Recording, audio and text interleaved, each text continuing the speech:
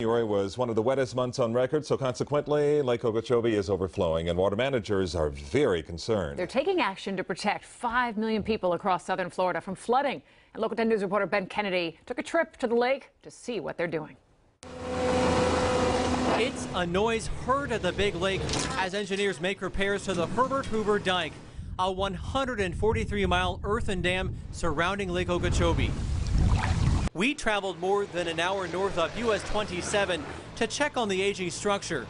The risk of flooding to South Florida is rising as the lake fills up due to record rains. The importance to people living in South Florida is this is a major flood control structure that keeps Lake Okeechobee from overflowing its banks. At one point last month, the lake rose nearly a foot in 24 hours, a concern to engineers. The Herbert Hoover Dike has been one of the country's most at risk for failure for quite some time.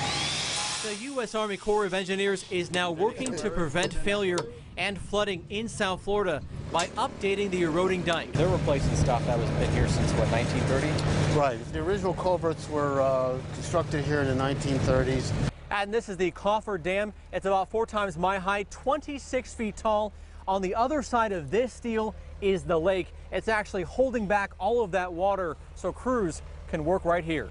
That work includes new fortified concrete, new piping and technology to help with the rising water levels, which can cause leaks and put pressure on the dike that's protecting homes and nearby farms. This tunnel connects lake to landside, and to be honest, soon I won't be able to stand inside here as it will be filled with water. Water that will travel 202 feet through this tunnel to the mainland, just one of several new passages that will help drain the lake when it reaches dangerous marks. Engineers try to keep the level between 12.5 and 15.5 feet. This week, it hit 16 feet above sea level, which puts a strain on the dike. The federal investment in this, $500 million, very substantial. I think it's illustrative of the Corps and the federal government's commitment to reducing the risk of failure of this particular project in South Florida. Some of the trails around the lake are closed as construction pushes forward. Engineers say, look, this is such a big undertaking, and they have only reached the halfway point in the project. Reporting at Lake Okeechobee, Ben Kennedy, Local 10 News. Wow, Ben, thank you. And right now, billions of gallons of water are being released from Lake Okeechobee to the east and west, but not to South Florida as it's been raining so much here, and there's no room for additional water.